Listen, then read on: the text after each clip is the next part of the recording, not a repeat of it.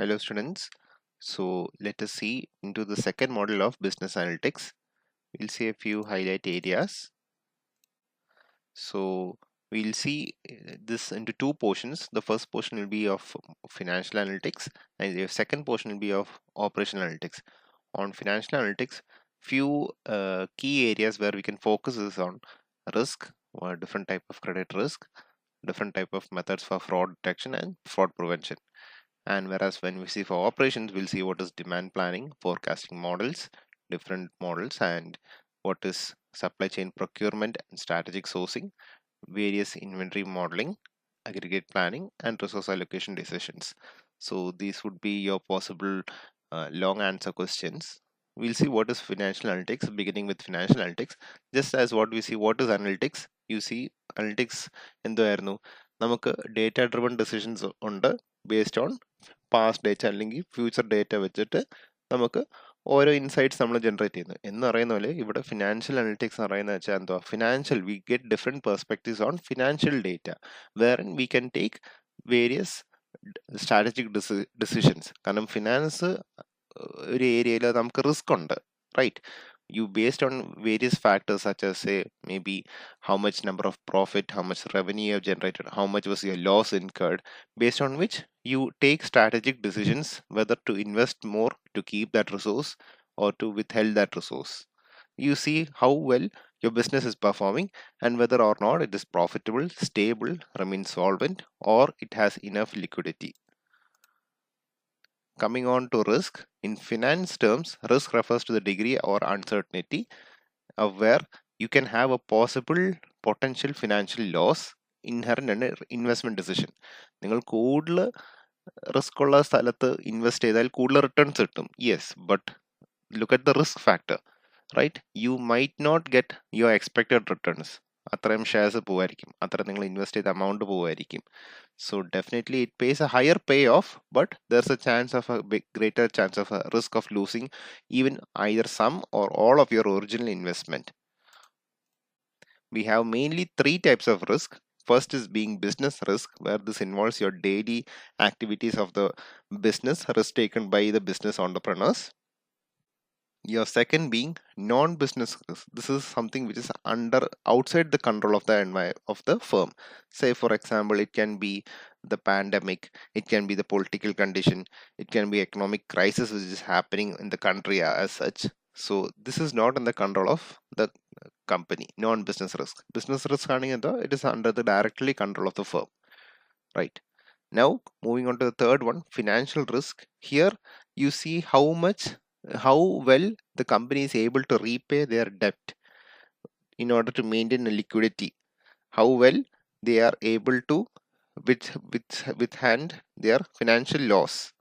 Fine, this can be due to various conditions they would take debt, but it is the ability for them to clear their debt. Business risk വെച്ച് confuse ആയാലും business risk എന്ന് വെച്ചാൽ daily activities ആണ് പക്ഷെ financial risk ആണെങ്കിൽ എന്താണ് അത് debt എടുക്കുന്നതാണ് കൂടുതൽ ഒരു കടം എടുക്കുന്നതാണ് ആ പ്രോഫിറ്റബിൾ ആവാൻ വേണ്ടി റൺ ചെയ്യാൻ വേണ്ടി ഫിനാൻഷ്യൽ റിസ്ക് നമ്മൾ ഡെറ്റ് എടുക്കുന്നതാണ് based on which we see whether or not it is viable or not to run your business. Now financial risk then we have different types of financial risk. First one being market risk, wherein this happens on the global market basis where there's any substantial change in a particular marketplace in which a company competes. Different marketplace ആവാം right നിങ്ങൾ invest ചെയ്യുന്ന market it can be automobile sector, it can be a mobile sector, can be different areas in which you invest. Second one being credit risk. Here it is the probability of failing to pay a creditor such as a bank or a lender or another party. Here it is a risk incurred by extending credit to customers. നിങ്ങൾ കടം കൊടുക്കുന്നു പക്ഷെ തിരിച്ച് കിട്ടാതെ ഇരിക്കുമ്പോഴാണ് credit risk എന്ന് പറയുന്നത്. Third one being liquidity risk. It refers to how well a company can convert its asset into cash if it requires any sort of fund. Liquidity, the definition it refers to the daily cash flow required for the daily operating expenses.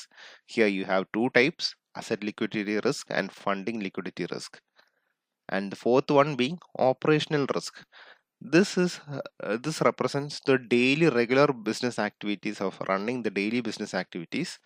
It also includes in case there arises any personal, any issues, any lawsuits being done, any type of risk models to be invested into, you are running operational risk. Fine. Coming on to credit risk analytics, this is defined as a risk of a loss resulting from a failure of a borrower to repay the amount, principal and interest owed to the lender.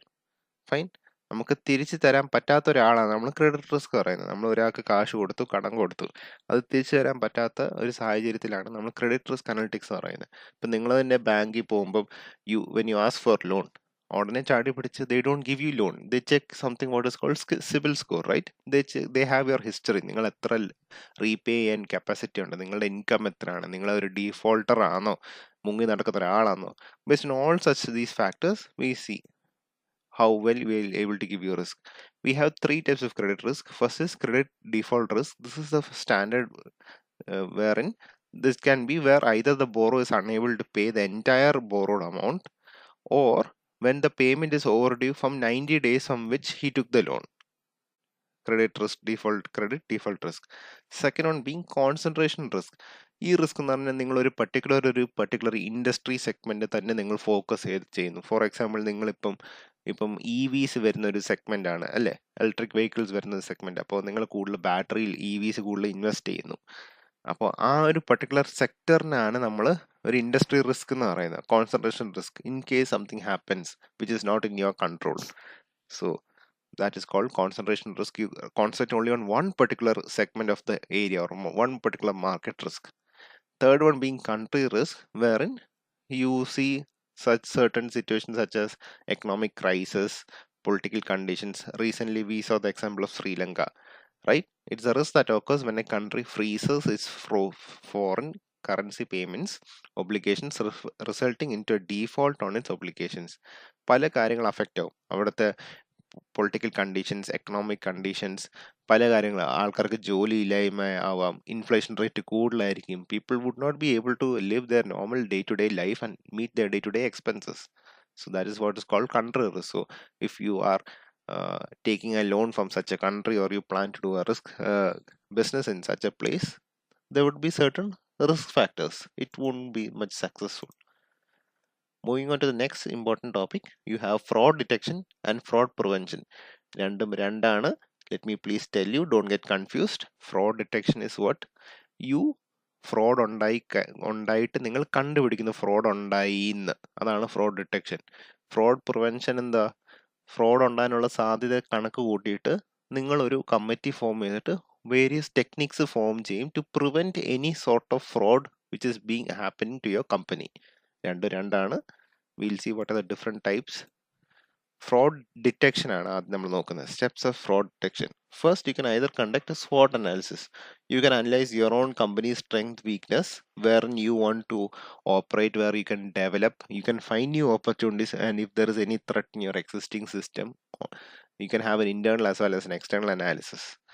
Second one, you can build a dedicated fraud management team. നിങ്ങളുടെ ഉള്ളിൽ തന്നെ നിങ്ങൾക്ക് അതിനെ experts develop ചെയ്തിട്ട് ഇത് build ചെയ്ത് ഒരു fraud management team ഉണ്ടാക്കാൻ പറ്റും. വേറെ they can continuously monitor your systems. Is there any possible chance of any financial data leakage, any privacy issue? Third one, you can set certain business laws, outline relevant business rules, wherein ഇന്ന സമയം തൊട്ട് ഇന്ന സമയമുള്ള transaction ഏതൊക്കെയാണ് valid, what things makes you unvalid, what are the ethical and unethical rules, the dos and don'ts of a business transaction. Next one being data cleaning and data integration. നമുക്ക് outliers പഠിച്ചപ്പോഴും കണ്ടു കാണും. You must have seen so much type of noisy data ഉണ്ടാകും, irregular patterns കാണും, which we saw in the first module. So you ensure that you maintain a proper database wherein you regularly have a maintenance activities. Maintenance ചെയ്യണം, നിങ്ങൾ database ഇടയ്ക്ക് clean ചെയ്യണം. As well as you should make sure it follows each and every format. No blank rules are left. Everything is utilized. All space is optimally utilized so that you can get optimum performance. Next, set a reasonable threshold for fraud detection. ഇപ്പം ഔട്ട്ലയറുടെ example പറയുന്ന പോലെ U have A graph. ഞാൻ പറഞ്ഞ പോലെ നിങ്ങളൊരു banking transaction ചെയ്യുന്നു. Bank say every month you withdraw 100 rupees. Say for example, one particular month you withdraw 10,000 rupees.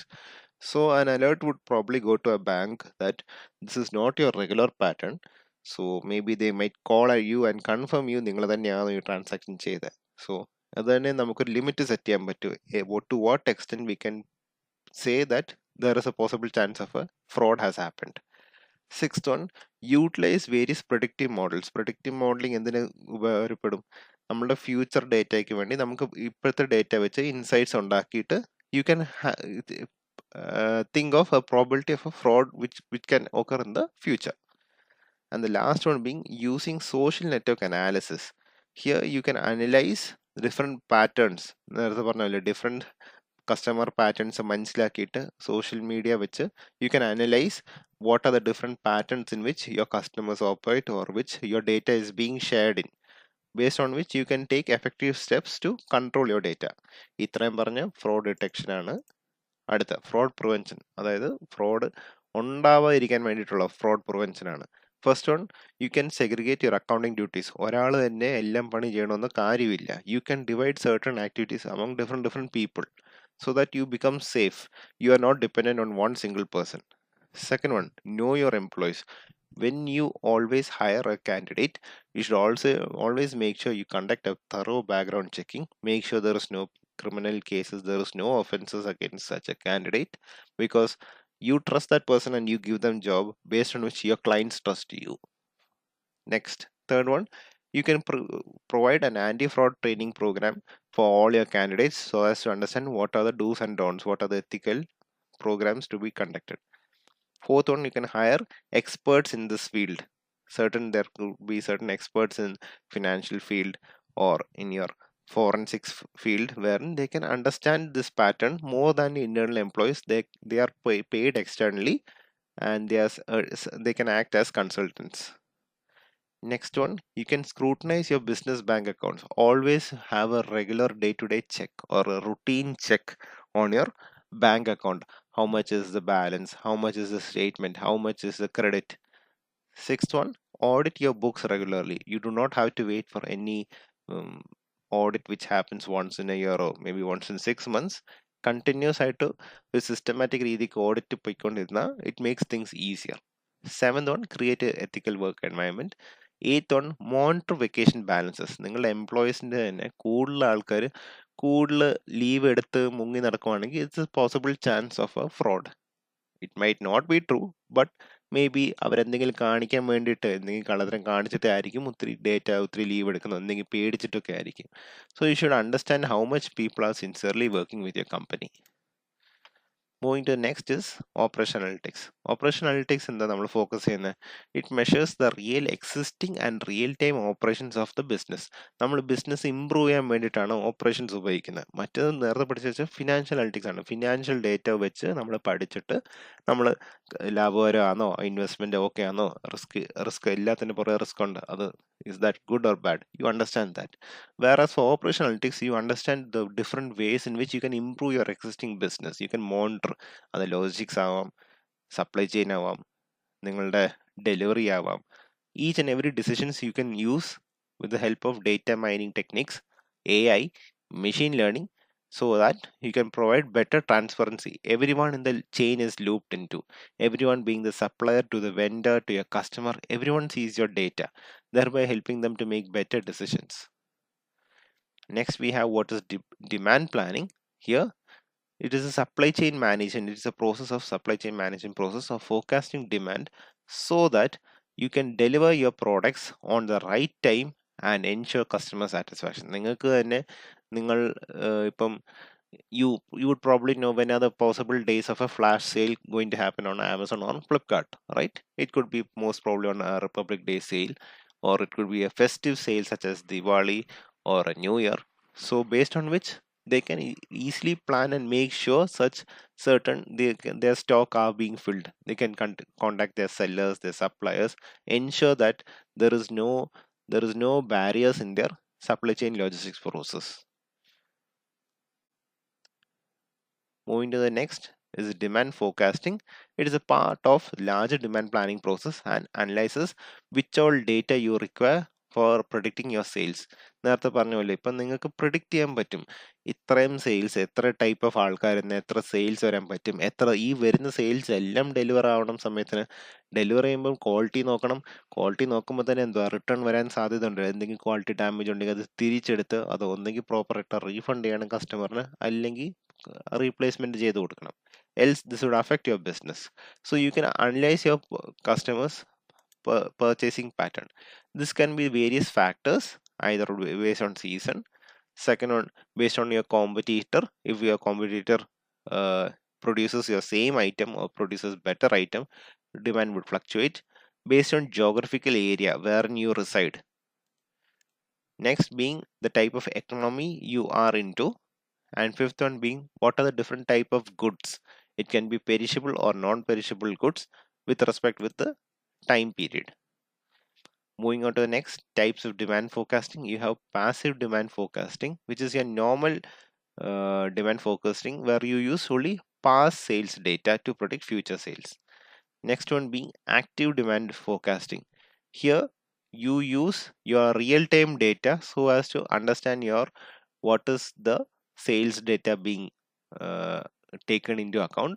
You should understand your various projection based on which you can also plan on where you can grow, where you need to improve your process, how much supplier should you add more into your process. Third one being short-term demand planning. This is mostly done for within a year. For 3 to 12 months, this is done within a year. This is done for short-term planning, that is for just-in-time process.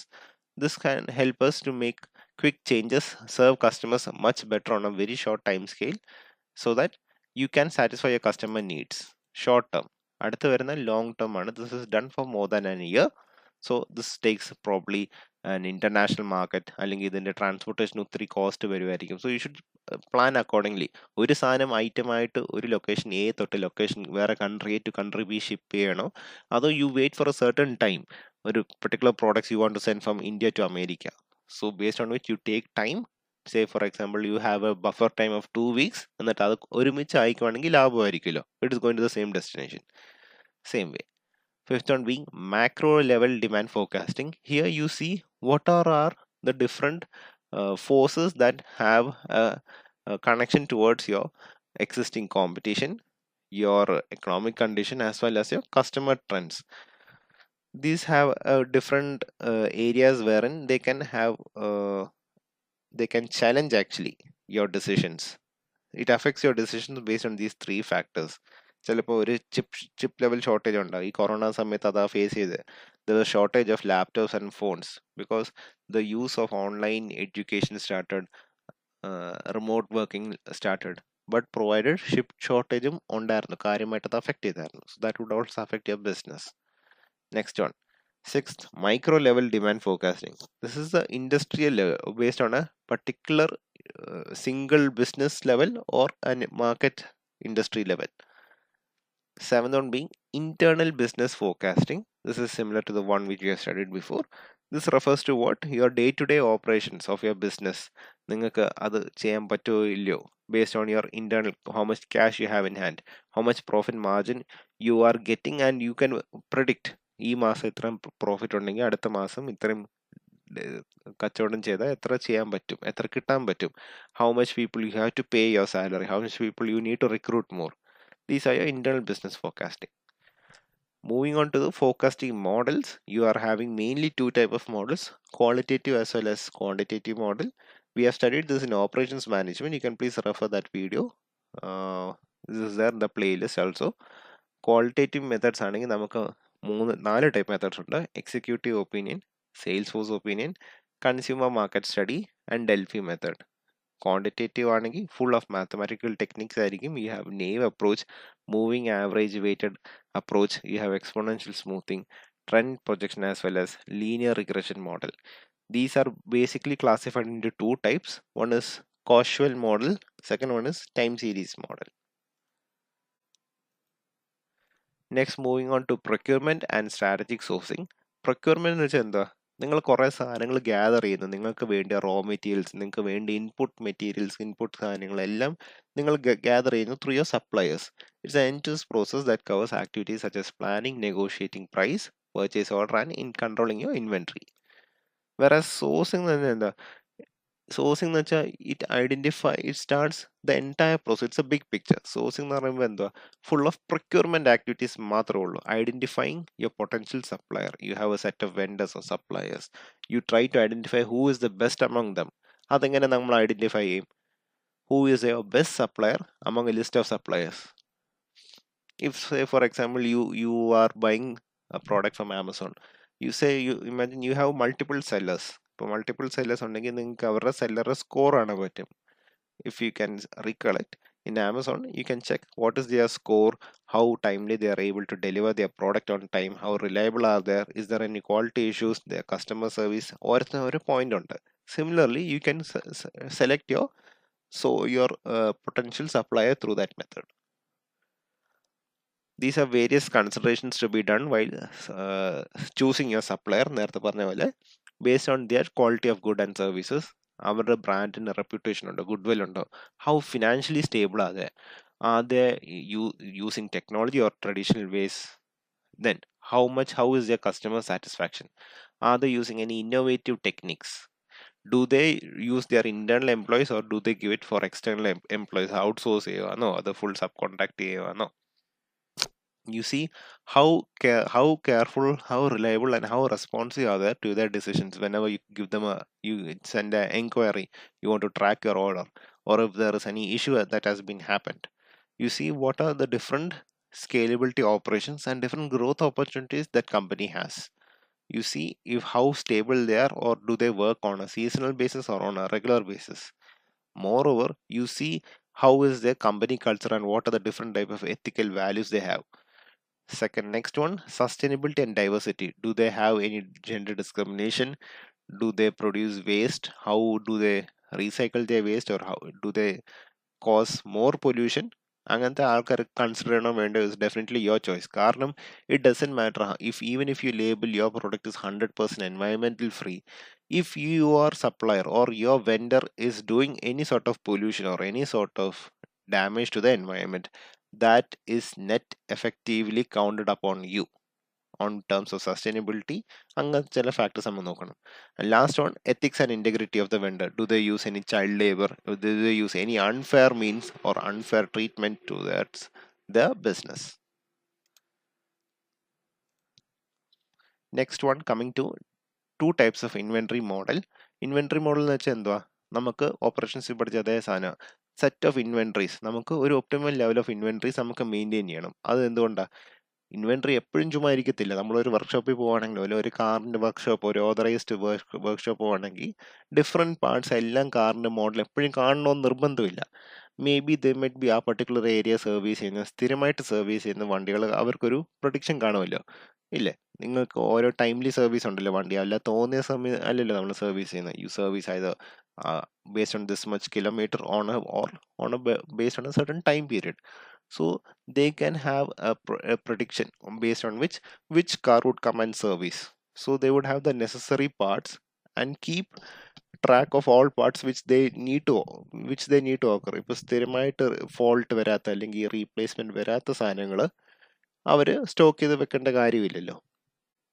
വെറുതെ stock ചെയ്താൽ സ്ഥലം പോവും, അതിൻ്റെ maintenance charge കൂടും, waste of space ആണ്. It's of no use. Rather than that, they can order based on customer demand. So main thing is you should make sure you serve your customer on time. Whatever be the issue, you should serve your customer on time. Here you have two types of model. You have Q model and P model. Q model saying fixed order quantity model, that is called Q model. മറ്റേതാണ് periodic model, fixed order periodic model, P model. ഈ Q മോഡലിൽ തന്നെ നമുക്ക് safety സ്റ്റോക്കും ഉണ്ട്, safety stock ഇല്ലാതെയും ഉണ്ട്. Will see. ഇപ്പം Q model, this is the one with safety stock. Look at the diagram. You are having a set of inventories and different time period A, B, C and D. Here with safety stock means you maintain a buffer stock അതായത് നിങ്ങളിപ്പം ഇവിടുന്ന് സാധനം ഉണ്ട്. Look at this graph. A to E. Say from point D is your maximal level where you can store your products, your inventory level, and this point is where minimum level is where you can store at least ഇത്രയും minimum ഇത്രയും items വേണം. ഇപ്പം brake pad ആണെങ്കിൽ ഇത്രയും level 100, we can assume a value of 100 parts വേണം. Maximum we can have, say for example 250. So within 100 to 250 is your range limit where you should stock in your products. And this is done on a timely basis. ഇപ്പോൾ Q model ആണെങ്കിൽ in this system, whenever the stock on hand reaches the reorder point, a fixed quantity of materials is ordered. Note the point, fixed quantity of materials is ordered. This is based on EOQ. നമുക്ക് രണ്ട് limit ഉണ്ട്, maximum ലെവലും minimum level. അപ്പോൾ ഈ maximum minimum ലെവലിൻ്റെ ഇടയ്ക്കാണ് ഈ reorder point. ഈ ഒരു പോയിന്റ് വരുമ്പോഴേ FHJ ഈ ഒരു പോയിന്റ് വരെ ആകുമ്പോൾ manager, it is notified to the manager that it is time to reorder, and he contacts the warehouse wherein they supply the products again. നോക്കിക്കേ, നമ്മളിപ്പം കാറ് സർവീസ് ചെയ്യാൻ പോകുന്നു, കുറേ നാള് say for example they have അത്യാവശ്യം ഒരു മാസത്തേക്കുള്ള spare parts ഉണ്ട്, അത്രയും ഓടുന്നു. ഓടി കഴിഞ്ഞിട്ട് റീഓർഡർ ലെവൽ ഈ പോയിന്റ് F വരുമ്പം an order is raised, they still have few more, say for example ഒരു 50 more parts ഉണ്ട് തൽക്കാലം ഓടിക്കാൻ വേണ്ടി. By that time ഇത്രയും തൊടത്തില്ല. Safety stock is always a buffer stock. ഇപ്പം സേ ഫോർ എക്സാമ്പിൾ പെട്ടെന്ന് ഒരു വെള്ളപ്പൊക്കം വന്നു, ഒരു പാൻഡമിക് വന്നു, പെട്ടെന്ന് ഒരു ക്ലോഷർ വന്നു, ഇൻഡസ്ട്രി ഡൗൺ ആയി. So they can utilize this safety stock at that time, at very critical and emergency scenario. Same way, ഇപ്പോൾ റീഓർഡർ പോയിന്റ് ചെയ്തു, സാധനങ്ങൾ ഓർഡർ പ്ലേസ് ചെയ്തു, ഇവിടെ മെറ്റീരിയൽസ് വീണ്ടും കിട്ടി. You go in the same level. This much is your inventory level, your maximum, your minimum, your reorder point, as well as your safety stock. LT is nothing but lead time. Now the one without safety stock. This is the same thing wherein you do not maintain a buffer zone, a buffer stock. ഇവിടെ നോക്കിക്കേ, നമ്മളൊരു buffer stock maintain ചെയ്യുന്നത് safety stock. ബാക്കിയെല്ലാം same ആണ്. നമുക്ക് minimum ലെവലുണ്ട്, maximum ലെവലുണ്ട്. ഇത് തീരുമ്പം താഴുമ്പം നമുക്ക് reorder ലെവലുണ്ട്. പക്ഷേ ഇതിന് സേഫ്റ്റി സ്റ്റോക്ക് ഇല്ല. This operates without safety stock. Moving to the next one is P model. P model നമ്മൾ എന്താ ചെയ്യുന്നത്? പി മോഡലിൽ ഡിമാൻഡിനനുസരിച്ചാണ് നമ്മൾ ഓർഡർ ചെയ്യുന്നത്. നമ്മൾ ഇൻവെൻട്രി ഫില്ല് ചെയ്യുന്നത് based on demand order. In this system, the stock position of each material of a product is checked at regular intervals of time period, and a continuous process of replenishment of inventory is done after every fixed time interval of time based on customer demand. ഇവിടെ നോക്കിക്കേ, നമുക്ക് minimum ലെവലില്ല, maximum ലെവലില്ല. കസ്റ്റമറുടെ demand അനുസരിച്ച് നമ്മൾ products stock ചെയ്യുന്നു, വീണ്ടും കുറയുന്നു, വീണ്ടും reorder ചെയ്യുന്നു, കുറയുന്നു, വീണ്ടും റീഓർഡർ ചെയ്യുന്നു, കുറയുന്നു. This is your time period. This is how well you supply. ഇതാണ് പി മോഡൽ. നേരത്തെ ക്യൂ മോഡൽ. ക്യൂ മോഡൽ ആണെങ്കിൽ വിത്ത് സേഫ്റ്റി സ്റ്റോക്ക് ഉണ്ട്, വിത്തൗട്ട് സേഫ്റ്റി സ്റ്റോക്ക് ഉണ്ട്. പി മോഡൽ ആണെങ്കിൽ സേഫ്റ്റി സ്റ്റോക്കും ഇല്ല, മിനിമം ലെവലും ഇല്ല, ഹയർ ലെവലും ഇല്ല. Based on fixed time period and customer demand നിങ്ങൾ അത്രയും ഓർഡർ ചെയ്ത് പോകുന്നു. Next topic coming to aggregate planning. This is an intermediate type of planning wherein you plan your resources, say for example from a short term, say 2 months, 6 months to 12 months. Main purpose of aggregate planning is to cover the demand in an efficient manner without over or without under production. ഒത്തിരി stock ചെയ്തിട്ട് കാര്യമില്ല, തീരെ സാധനം ഇല്ലെങ്കിലും പ്രശ്നമാണ്. So you maintain a balance of aggregate planning. Here you have 3 types of strategies. You have first one is level strategy, wherein level strategy maintains a steady production rate and a steady workforce level. ഇത് ചെയ്യാൻ വേണ്ടി ആൾക്കാർ വേണമല്ലോ. ഇപ്പോൾ നമ്മൾ രണ്ടും സ്റ്റഡിയാണ്. എല്ലാ ദിവസവും ഇത്രയും സാധനങ്ങൾ പ്രൊഡ്യൂസ് ചെയ്യത്തുള്ളൂ. U have A fixed output rate and fixed workers required. Next one is chase strategy. Using chase strategy means you adjust your capacity based on your demand. കൂടുതൽ ആവശ്യം വരുവാണെങ്കിൽ നിങ്ങൾ കൂടുതൽ ആൾക്കാരെ ഹയർ ചെയ്യും. കൂടുതൽ ഒന്നെങ്കിൽ കോൺട്രാക്റ്റിനെ ഹയർ ചെയ്യും. സ്ഥിരമായിട്ട് ഹയർ ചെയ്ത് എന്താ കുഴപ്പം? അവർക്ക് ശമ്പളം കൂടി കൊടുക്കണ്ടേ? അപ്പോൾ അത് വേണ്ട, നമുക്ക് കോൺട്രാക്ട് ചെയ്യുവാണെങ്കിൽ you can reduce your price based on which you match your demand. Third one being hybrid strategy, a combination of both level as well as chase strategy. Moving to the last topic, critical resource allocation method. നമുക്ക് പെട്ടെന്ന് ഇപ്പം ഒരു you want to identify, say for example, on which type of resource, which is the fastest way to reach to that particular product. You want to transport a product from location A to product location B. You have different routes. It can be either ship route or air route or roadways, railways. You see which is the cheapest source. You understand which is your best method to allocate your resource. So your first one being CPM, that is critical path method. I believe you have studied this in OR. You have different nodes wherein you develop the distance between the node, the time taken to reach each and every distant node, based on which you calculate which is the effective way.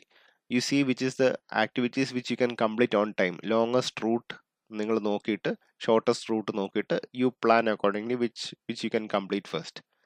Second one being decision tree analysis. Decision tree എന്ന് പറയുമ്പോൾ വേറെ ഒന്നുമല്ല, graphically ഇതും നിങ്ങൾ ORE പഠിച്ചാണ്. You have different nodes wherein you draw on a tree structure. You understand the outcome of each and every possible decisions. Different possible A, B. A-നകത്ത് A1, A2. B-നകത്ത് B1, B2, B3. B3-നകത്ത് തന്നെ പല options ആണ്. So you weigh which is the maximum feasible decision you take and you identify which is the most effective decision. Third one being Monte Carlo simulation. ഇതൊരു mathematical ടെക്നിക്കാണ്. നമ്മൾ ഇത് usually കമ്പ്യൂട്ടറിലാണ് ചെയ്യുന്നത്. ഇത് വെച്ചിട്ട് എന്താ, we understand what is the risk uncertain event നമുക്ക് പ്രിഡിക്റ്റ് ചെയ്യാൻ പറ്റും based on different mathematical modelling decision. You can understand the different risk associated to it, associated with each and every scenario, and you develop a possible situation. Next one being resource levelling. ഇവിടെ എന്തുവാ, നിങ്ങൾ project manager തന്നെ ഒരു സാധനം ഇറക്കുന്നതിന് മുമ്പേ തന്നെ നിങ്ങളുടെ date നിങ്ങൾക്ക് തീരുമാനിക്കുന്ന ഒരു ഫ്രീഡം ഉണ്ട്. ഇത് എപ്പോഴാണ് തുടങ്ങണ്ടേ, എപ്പോഴാണ് തീർക്കണ്ടേ, based on your resources you have. Accordingly you plan how much product you want to release. Resource leveling, you have a control over your date and your resource. Resource smoothing ആണെങ്കിൽ എന്തുവാ, നേരെ തിരിച്ച, അതായത് നിങ്ങളുടെ കയ്യിൽ ഇപ്പം കൺട്രോൾ എന്തുവാ, ഇത്രയും പ്രോഡക്ട്സ് ഞാൻ ഇറക്കത്തുള്ളൂ മാത്രമേ ഉള്ളൂ. This is not based on start time or end time. ഇപ്പോൾ ഡിമാൻഡ് എല്ലാം ഫ്ലക്ച്വേറ്റിംഗ് ആണെങ്കിൽ എന്നാൽ ഒരു മാസത്തിൽ ഞാനൊരു say for example if it is a luxurious good such as Rolls Royce, they do not produce 100 Rolls Royce per day. No. So it takes a bit of amount of time. Say for example, to produce one Rolls Royce entirely, including their fabrication of seat also, most probably they would take a time period of 3 months or so, 3 months or 4 months or 5 months.